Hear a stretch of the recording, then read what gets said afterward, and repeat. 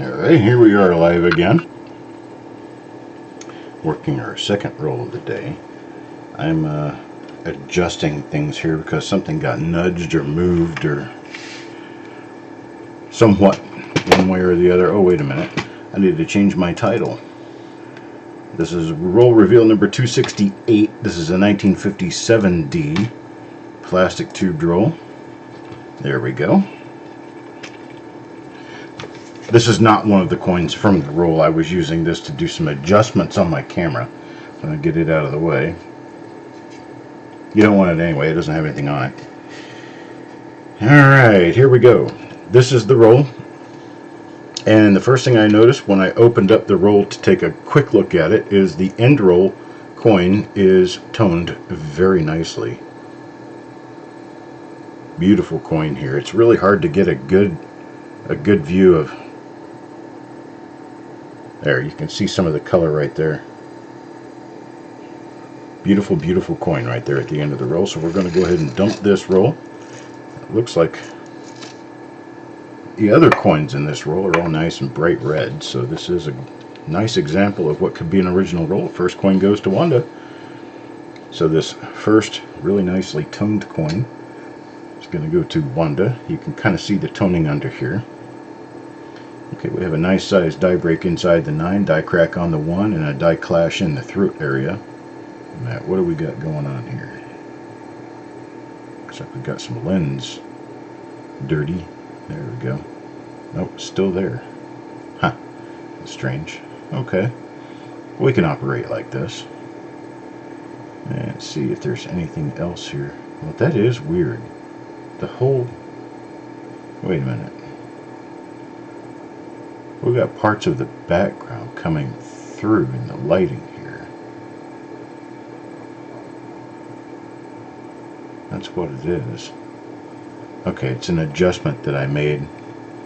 Let me get rid of that adjustment. There we go. That's what it does that I don't like. Okay. So the flat field correction is not a good thing to use. Okay, nothing on the obverse on this one. Let's flip it over and take a look at the reverse real quick. And we have nice clear appearance. I like the clarity of how this microscope works versus the Dynolight. It's far better, actually. Got nothing on the reverse here. So that's for Wanda. We got coin number 1 in the roll. Now coin number 2. Coin number 2 is going to go to Kelly Michaud. And Kelly Michaud will pick up. That's a nice fat mint mark, but it doesn't really show any doubling. Well, you think this is nice. Let's see how this works.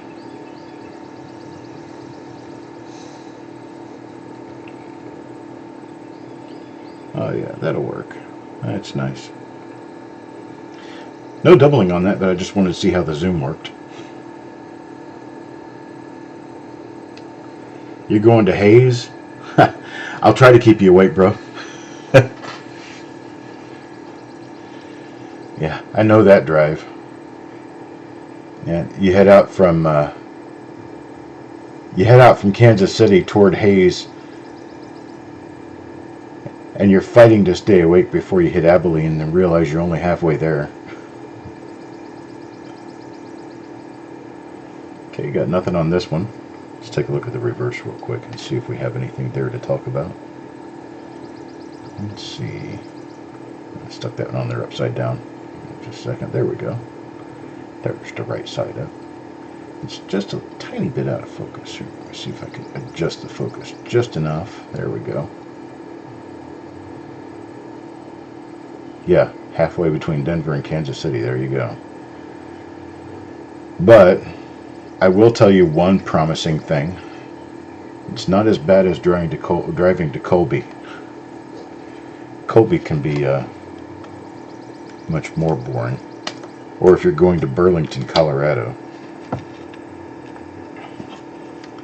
But that distance between Burlington and Denver is probably the worst. Okay, here's our next coin. Big giant die gouge right there next to the one. Is that a gouge or is that? I think it's a gouge next to the one. Let's see if we have anything else going on in this particular die. Okay, I don't see anything on the obverse. Let's flip it over and take a look at the reverse.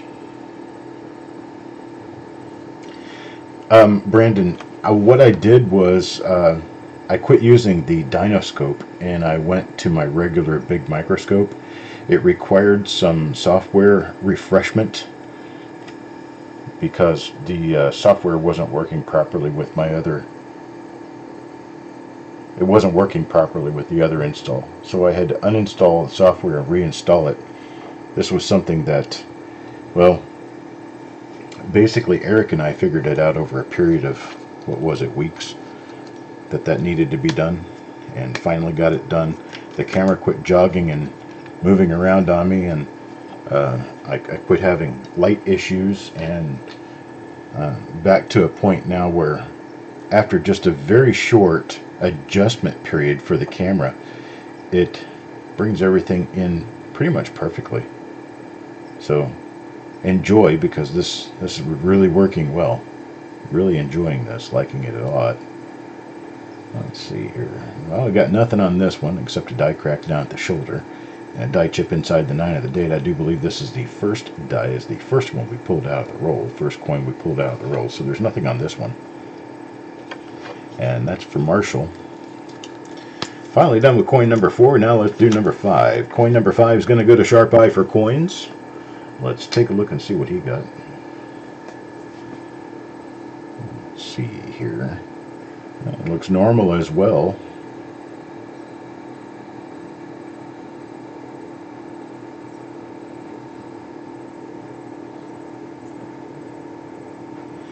Yeah, it was there's been a relatively long period of time that I've not been able to use my camera on my microscope, which is why the reveals that I have sitting here have fallen way behind. I should catch up pretty quickly and things should be okay. So just letting everyone know that it wasn't Eric's fault. It was just a fact that we took a decent share of time to learn what was going on wrong and get it corrected. But once it was corrected, you can see that, well, we resulted in having a very nice view of our coins.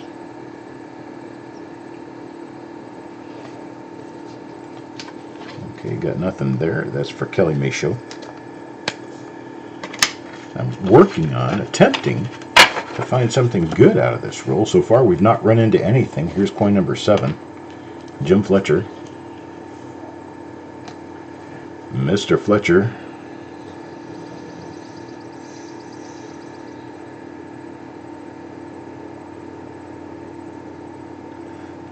Die chip in the B of Liberty. A few die scratches northeast from the bust, the forehead, and actually northeast southwest running through the entire obverse. Nothing there though. Let's take a look at the other side and see what happened. See if we get anything out of this. See nothing there, boys and girls. So we're going to move on to the next coin.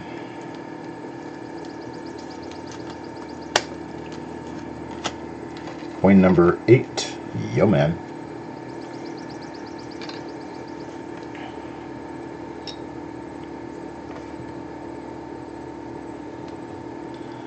Okay, I'm really liking this.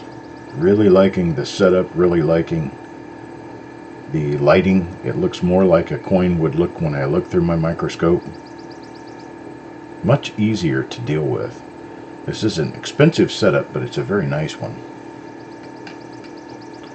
Not something that you want to do as a casual hunter, but if you're really serious about it, you can email me and I can give you the brand and make of everything I have.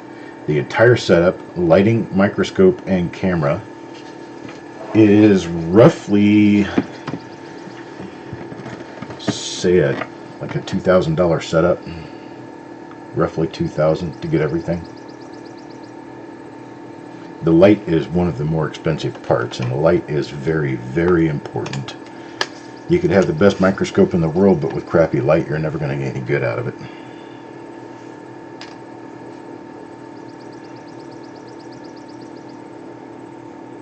And this is going to be for Mr. McBride. This is coin number 9 in the roll. Working on the same die as before. So I've got nothing going on here.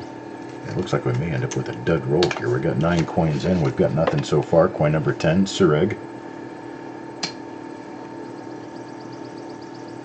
Sureg's going to get the same die again. So this is the exact same die again. This one appears to have a little bit of grease filling. You see all that modeling going up on the higher relief area? That's actually crud and crap that was on the planchet before the strike. Grease protecting that area of the planchet so that it doesn't get the pre-design completely struck out of it. Jim Fletcher, coin number 11 now. Number 11, anyone number 11? This is going to be the same as the first coin we pulled out of the roll. It's going to have the die chip inside the 9. It's going to have the line straight up and down on the 1 and the die crack on the 1. It's going to have nothing else of any measure on it. A little bit of the C clashing there above the Y in Liberty. And a little bit of grease strike on this one too. The coin's not greasy, the die was. And that die tends to gather grease and crud during striking. This one's for Wanda here.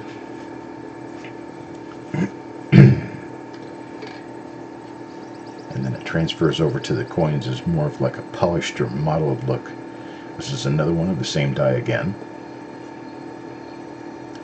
Same die again. So that's coin number 12.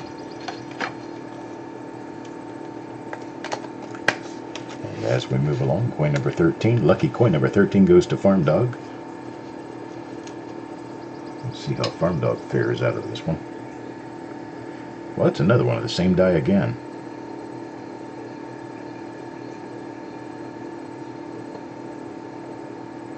Okay, you can also tell because of this little die crack running from the rim below the shoulder all the way through the shoulder up to the collar. It's a very thin line running up to the collar, but you can definitely see it below the bust toward the rim. You have markers on dies that are permanent markers, and then you have markers that are not permanent markers. Permanent markers are things that are going to stay on that die no matter what. The non-permanent markers are going to be things that can be created on the die and then wear off over time. And this die, this one with the chip in the B, right there, shows you very clearly the difference between a permanent marker and a non-permanent marker. Now, a non-permanent marker on this particular coin would be the die scratch coming up northeast out of the Y of Liberty. That can be polished off, that can wear off, that can just go away over time, and it will no longer be a good marker to use in identifying this coin to a die. But that chip inside the B, that will always be there. It will always be there, and it can only grow. It can't shrink, it can't get smaller, they can't remove it, they can't take it away. What that is the B on the die had a little post that made the hole in the letter on the coin. And that little post broke off. And when that little post broke off, there was nothing to punch into the coin to make that hole in the B. So it was left as a blob. And that blob is a permanent marker in the sense that you're never going to refill that hole on the die, so that plug in the hole on the coin will never go away. So while that die scratch can be worn off or polished off, that plug will be there until they retire the die. So that's an example for you of a permanent marker versus a non-permanent marker. Hello, Coin Crew Thug. You're not interrupting anything. You're welcome to have conversation with us. Let me go ahead and punch you in as a moderator. That way you have a blue name so you don't look like a troll. Here's Wanda, coin number 15. And coin number 15 is going to be one of those first die again. The first die is this one with the die chip in the 9. Now once again, that's a permanent marker. That will never go away. Every coin struck by this die after this one has that die chip or a larger die chip, but it will not be smaller. Die chips do not go away. Die chips only develop and grow larger. Whereas the clash mark in the throat and the big die scratch above the 1, those can be polished away, or those can wear off with time and more strikes. So there is no chance that you can have one of these coins struck after this one that has no chip inside the 9. But it's easy to remove those other marks and they can go away.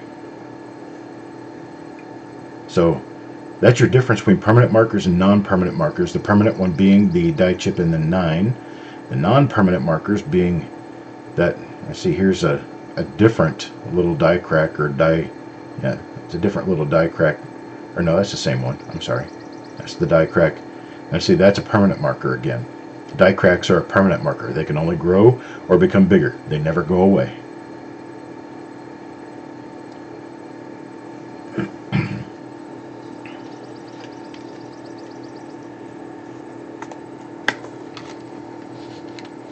Coin number 16 goes to Marshall. Mr. Marshall. We can already tell what that is. We don't have to move it one more bit, and I know exactly what this is. We're going to have a chip in the 9, we're going to have a clash in the throat, and we're going to have a die scratch running north out of the 1.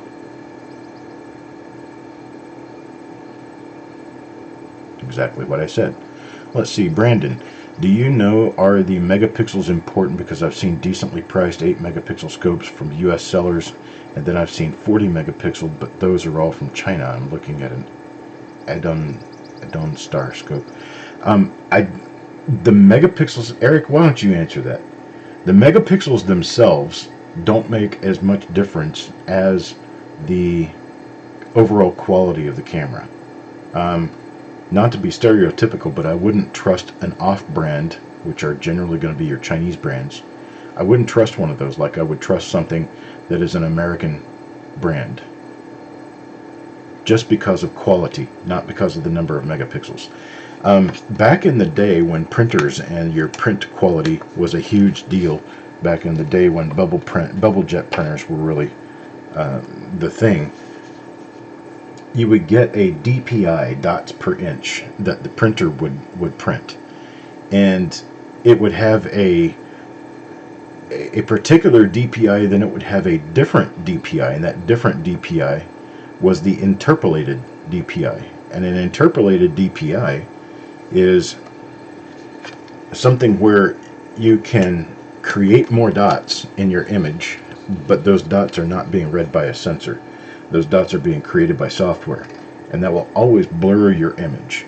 So I'm thinking sometimes with these DPIs that they're giving you, the megapixels that they're giving you with these cameras, is an interpolated megapixel number. Basically what they do is they take 2 pixels that are right next to each other, split them apart, and then create a new pixel in between that's exactly half the distance between the two in quality, or in its brightness and contrast.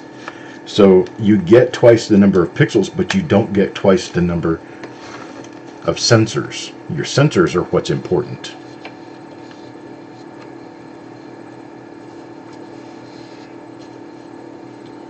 So I hope that makes sense. We got coin number 19 now for Yo Man.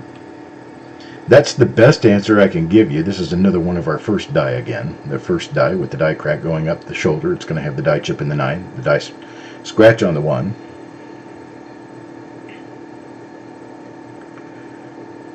That's another one of those. And I did check in the eye before, and we do not have a doubled eyelid on this one, so that's going to be a normal coin.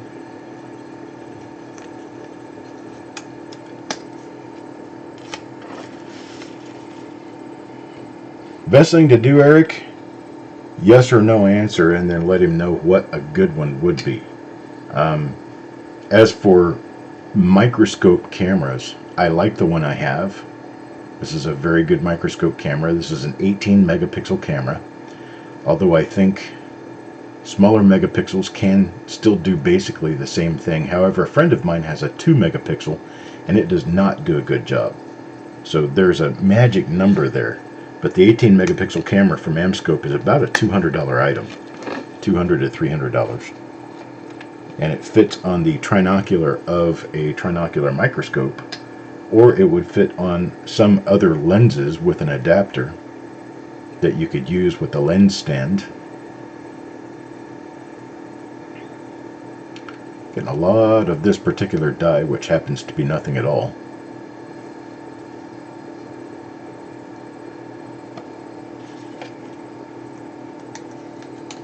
I used to have to watch out for interpolated DPI cameras and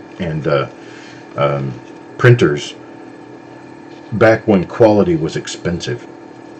When quality was really expensive, they would try to fool you by telling you you had a 1200 DPI printer, but that 1200 DPI was an interpolated DPI, meaning that it was splitting the pixels in your picture to give you more pixels on print, but basically what it was doing is it was just widening the overall resolution with software, and oftentimes that would blur your image. Now look at the reverse on this one. I just pick them at random. Got a couple of nice bird's nest die breaks going on there in the left wheat. Difference between a die break and a die chip. I know that's something some of you probably wondered. What's a die chip versus what's a die break? Well, there's some magic number that some of the authorities in errors use to determine the difference, and I believe that number is 4 millimeters, that it needs to be 4 millimeters in size or larger, or it is a die chip. If it is 4 millimeters or larger, then it is a die break, and that means a piece of the die missing, not a crack, but a die break. Die break would be, for instance, what we're seeing on the left wheat in that last die that we just looked at.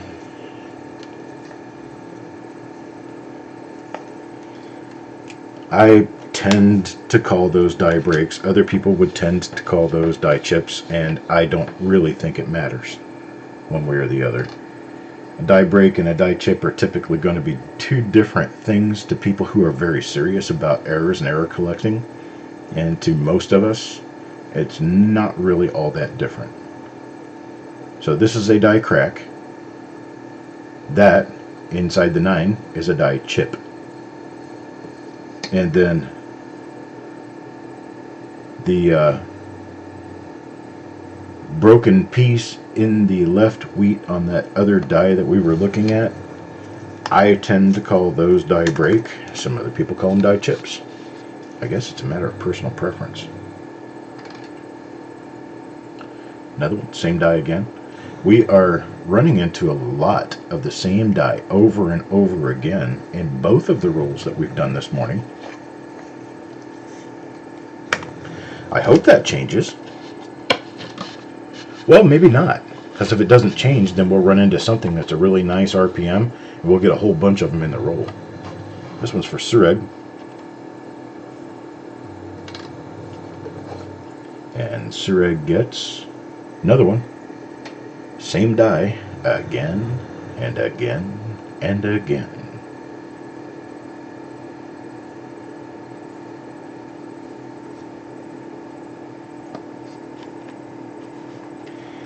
Well, Brandon, over time it has really changed from being a basic little fun collectible thing to people back in the day, where they were after the more valuable, older, different date coins, to a time today where the valuable, rare, older coins like the seeded Liberty dollar coins and things like that have become very expensive, and a lot of people are settling into an idea that you can still find a lot of fun in cheap coins. And these are relatively cheap coins. I mean, we're talking about cents a piece versus thousands of dollars a piece. And we can find fun in this by examining them closely and finding little gems in the rough. Well, the idea that there might be another level of this it seems a little off to me, and the reason for that is that other level would have to include something that we can't see now, that we can't split now, because otherwise we would be. So given die markers and die stages on die varieties that can be very minor in scope, I'm not really sure how much further along we could go. I mean, studying individual die flow line patterns would be a little ambitious, except in key date coins, where it makes a difference in how many different dies were used. This is going to be the B chip. There's your B chip. Chip or break, doesn't matter. That really just doesn't matter. Here's your upper. Is that chip or break? Really doesn't matter. I call these die breaks. Some people call them die chips.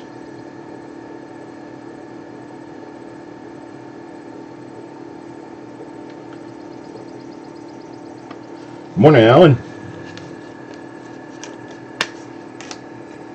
Hope your Tuesday is turning out to be a nice one.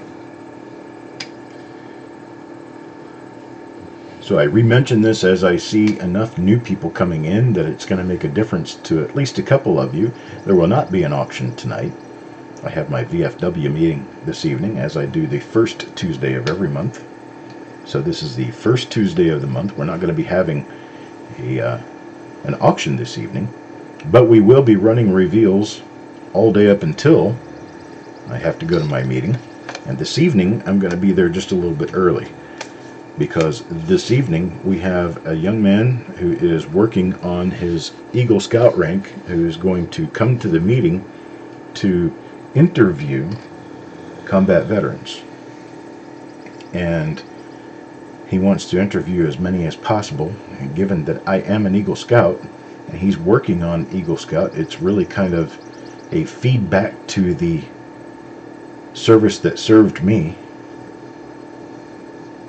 to give him the interview he wants and needs for his project.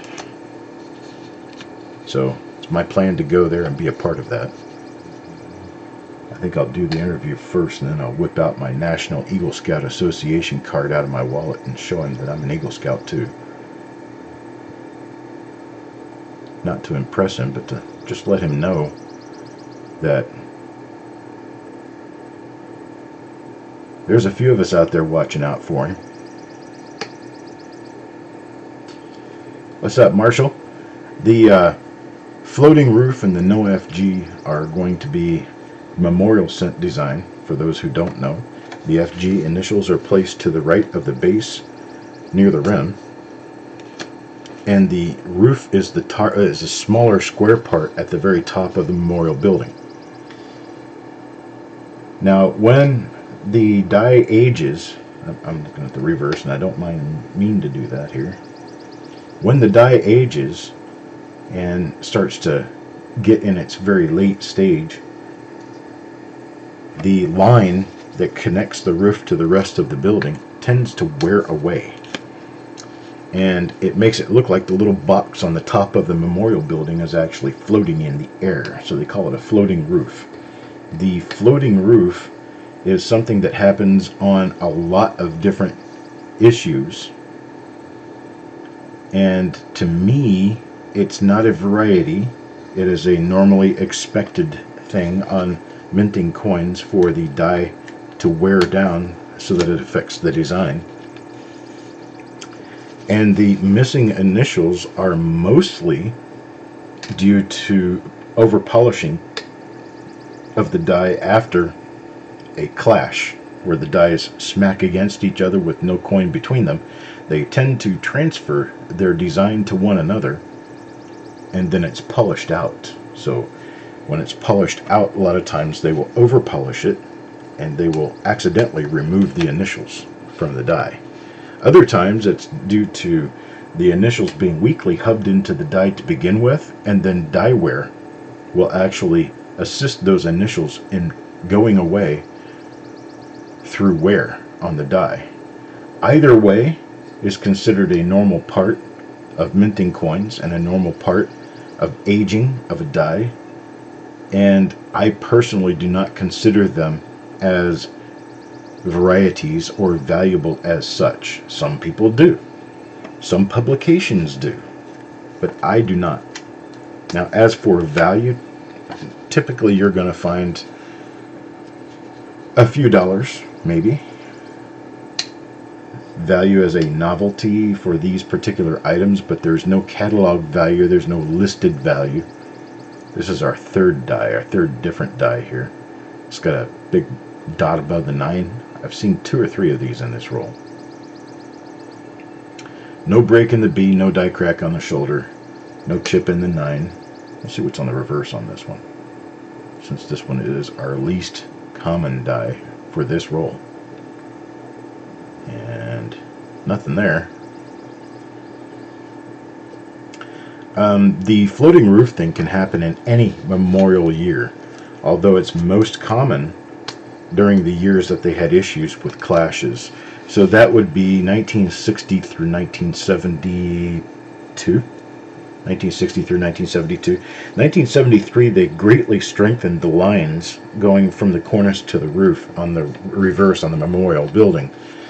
And finding floating roofs or ones where those lines have been removed is much less common. However, no more valuable, because so few people actually follow those as a real variety, as something of collectible value. So because so few people actually follow them as something with collectible value, there tends to not be a lot of attention placed on them at all. John Brandon Bow. What does John Brandon Bow get but a clogged B? It's going to be one of the clogged B coins. There it is.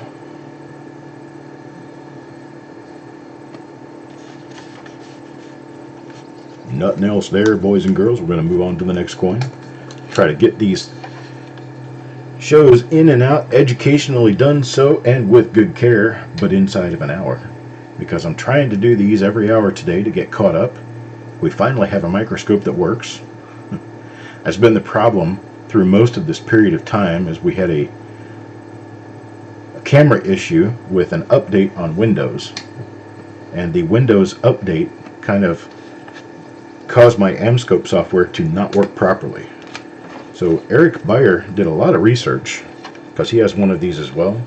Did a lot of research and helped me out with finding the answer for this, and all of the answers that we tried and all of the things that we did to try to correct the problem, well, none of them worked, and it was getting very frustrating.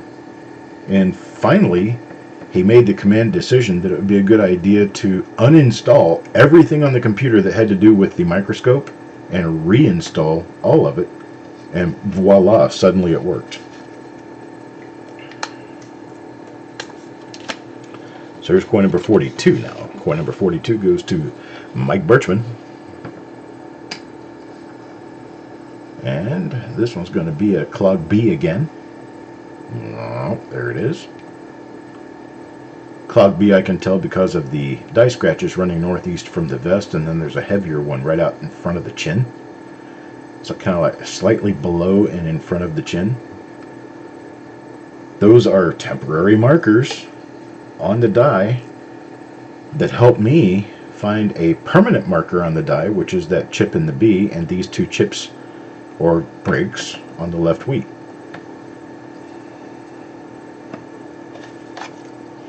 Yeah, Eric has been an absolute treasure to have assisting lately. Very intelligent guy. Your sharp eye for coins. It's going to get in one of the die ones. It's going to have a die crack running from the rim up through the shoulder. Right there. Lots and lots and lots of examples of the same die over and over and over again. You get used to seeing them, and then after a while you start describing them before you've even seen most of them. And that's because, well, your memory just kicks in. And so I remember what I see on these dies when I look at them, because that's my job. And as I run into another coin from the same die, I know what it is. This is neither one. This is a different die altogether. No break in the B, no chip, but also no hub doubling and no RPM. Hub doubling, double die. The exact same thing. Hub doubling is a verb, double die is a noun. Or hub doubling can also be a noun of sorts. We have hub doubling on our coin. It is a double die. That's kind of how that works. It's die 1 again. Die chip, or die crack on the lower shoulder. Right there. What is my highly sought after Lincoln cent you're on the hunt for to add or upgrade for my collection?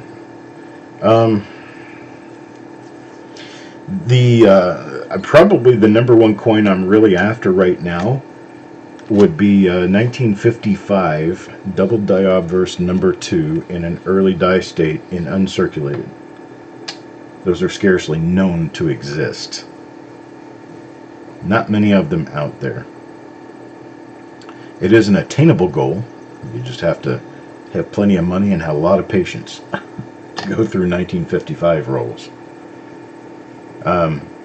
The idea that I will ever find a 55 DDO number 1 is kind of off my plate. I think more in reality than in dreams. And my reality is it's more likely to find number 2 because fewer people pull those out, even though they are more scarce than DDO number 1. I'm more likely to find a DDO number 2 because DDO number 1 are so obvious and everyone's pulled them out of anything they've found them in.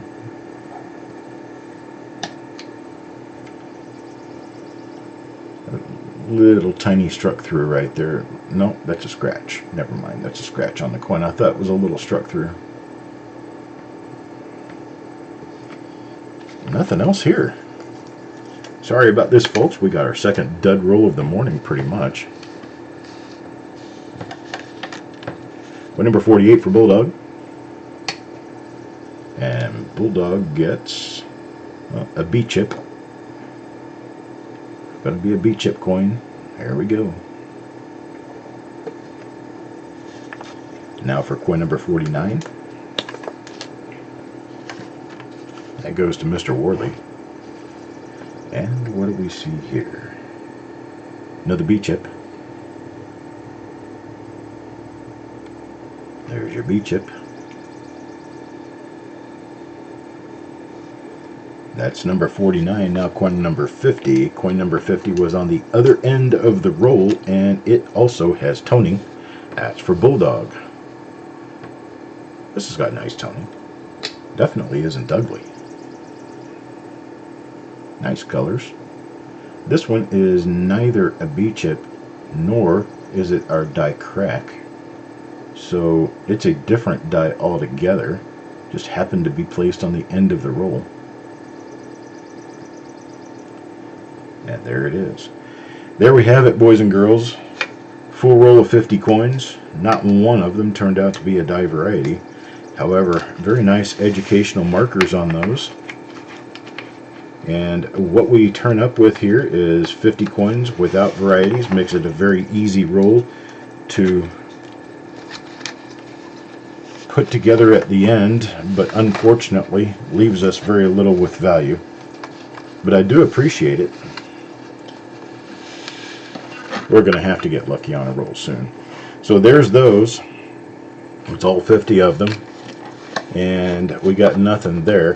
We're 20 minutes from our next broadcast. Please be sure to join us. It will be 11 o'clock. It's going to be a roll reveal number 269. It's a 1951D roll, this 1951 D roll, hopefully has much more promise than we've seen so far. But I appreciate you guys dropping by, and come in, what, 20 minutes from now? 20 minutes from now, we'll have that next roll. I appreciate it, folks. Thank you very much. And if I don't see you, have a great day.